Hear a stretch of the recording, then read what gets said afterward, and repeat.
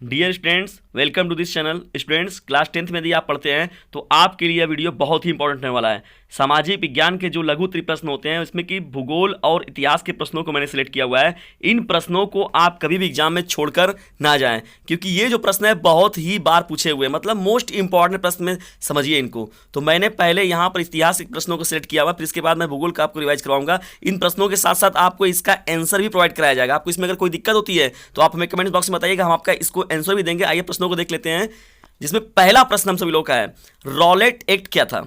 यह बहुत ही इंपॉर्टेंट प्रश्न है, अक्सर ये एग्जाम में आता रहता है। जो सेकंड प्रश्न हम लोग का है स्टूडेंट्स, जलियांवाला बाग हत्याकांड क्या है? थर्ड प्रश्न की ओर बढ़ते हैं, हो ची मिन्ह मार्ग क्या है? फोर्थ प्रश्न हम सभी लोगों का है, चंपारण आंदोलन क्या है? महात्मा गांधी से रिलेटेड था ये बहुत ही इंपॉर्टेंट प्रश्न है। पांचवा जो प्रश्न है, रेशम मार्ग सिल्क रूट क्या था? यहां पर कहा गया यह व्यापार के लिए बहुत ही महत्वपूर्ण मार्ग था, तो रेशम मार्ग क्या था इसके बारे में बताइए। दोनों तरीके से रेशम मार्ग से भी पूछ सकता है और सिल्क रूट के में भी पूछ सकता है। जो छठवां प्रश्न है, यंग इंडिया क्या है? यंग इंडिया क्या है और यंग इंडिया के लेखक कौन है? यह छठवां प्रश्न आपका लघु उत्तरी में बहुत ही इंपॉर्टेंट है। सातवें प्रश्न की ओर बढ़ते हैं हम लोग, गुटेनबर्ग कौन थे? इनके कार्य क्या है? ये गुटेनबर्ग जो है बहुत ही इंपॉर्टेंट हेडिंग है। ये व्यक्तित्व के रूप में गुटेनबर्ग के बारे में हमेशा पूछा जाता है। डियर स्टूडेंट्स, हम आठवें प्रश्न की ओर बढ़ते हैं। आठवां जो हम सभी लोग का प्रश्न है, मार्टिन लूथर कौन थे? यह भी आपके व्यक्तित्व के रूप में पूछा जाता है, इन पर टिप्पणी लिखने के लिए पूछता है। जो नौवां प्रश्न है हम लोग सभी लोगों का, लेनिन की आर्थिक स्थिति क्या है?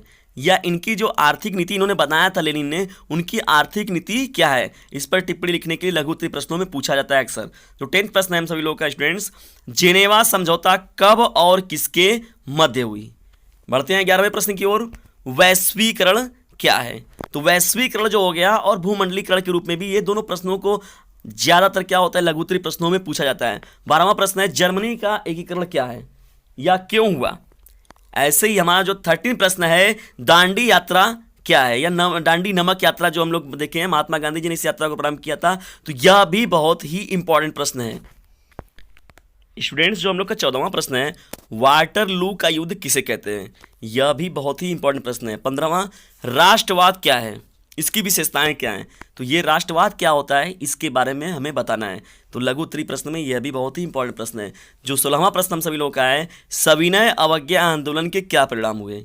सविनय अवज्ञा आंदोलन किसने चलाया था, क्यों चलाया था, क्या परिणाम हुआ इसका? यह बहुत ही इंपॉर्टेंट है। गांधी जी द्वारा चलाए गए 3-4 जो आंदोलन है, उसमें तो एक आंदोलन आपका पूछना ही पूछना है, हर बार प्रश्नों में आता ही है वो। तो ये आपके लगभग 16 जो प्रश्न है लघु उत्तरीय, ये इतिहास के प्रश्न है। अब हम लोग आगे बढ़ते हैं अपने भूगोल के प्रश्नों की ओर।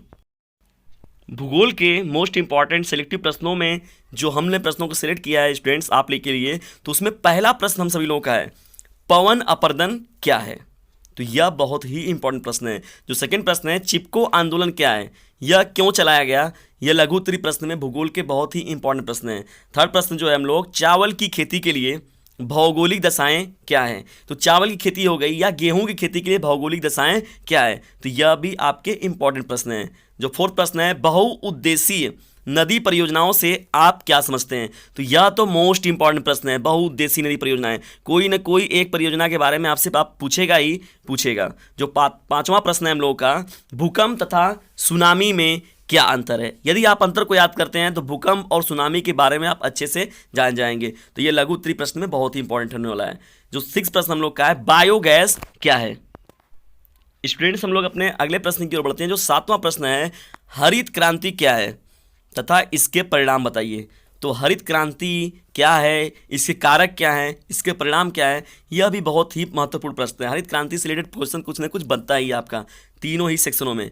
जो 8वां प्रश्न है हम सभी लोगों का, वनों के पर्यावरण महत्व बताइए। 9वां प्रश्न है हम लोगों का, रोपण कृषि की विशेषताएं बताइए। रोपण कृषि क्या है, रोपण कृषि की विशेषताएं बताइए। रोपण कृषि में कौन कौन कृषि की जाती है, आपके एग्जाम्पल में भी पूछे जाते हैं इसका। जो 10th प्रश्न है, झूम खेती क्या है? यह भी बहुत ही इंपॉर्टेंट प्रश्न है। 11वां प्रश्न है हम लोगों का, मानसून से आप क्या समझते हैं? तो मानसून से आप क्या समझते हैं, यह जो 11वां प्रश्न है यह भी आपके लघु उत्तरीय प्रश्न में बहुत ही महत्वपूर्ण प्रश्न है। जो 12th प्रश्न हम लोगों का है, मौसम तथा जलवायु में अंतर बताइए। तो मौसम तथा जलवायु में अंतर बताइए। अगर अंतर को आप तैयार करते हैं तो मौसम और जलवायु के बारे में आप अच्छे से जान जाएंगे। या दोनों को पूछ सकता है अंतर के रूप में, या किसी एक को पूछ सकता है। तो आपका यह बहुत ही इंपॉर्टेंट प्रश्न है। तो ये आपके 12 के 12 जो है लघु उत्तरीय में मोस्ट इंपॉर्टेंट प्रश्नों का सिलेक्शन किया गया है, जो कि आपके एग्जाम में आने वाले ही हैं। ज़्यादातर प्रश्न इसमें यहीं से आपके पूछे जाएंगे, तो आप चैनल से जुड़ें ताकि आपको ऐसे ही और बेहतर जानकारियों को आसानी से प्रोवाइड कराया जा सके। और भी विषयों की जो आपकी समस्याएं होंगी या इन प्रश्नों के उत्तर आप खोजिए। अगर आपको कोई दिक्कत होती है तो आप हमें तुरंत कमेंट बॉक्स में बताएं, ताकि इसका आंसर हम आप लोगों को आसानी से सीधे लैंग्वेज में आप तक प्रस्तुत कर सके, ताकि आप यूपी बोर्ड एग्जामिनेशन में अपना बेहतर प्रदर्शन दे सकें।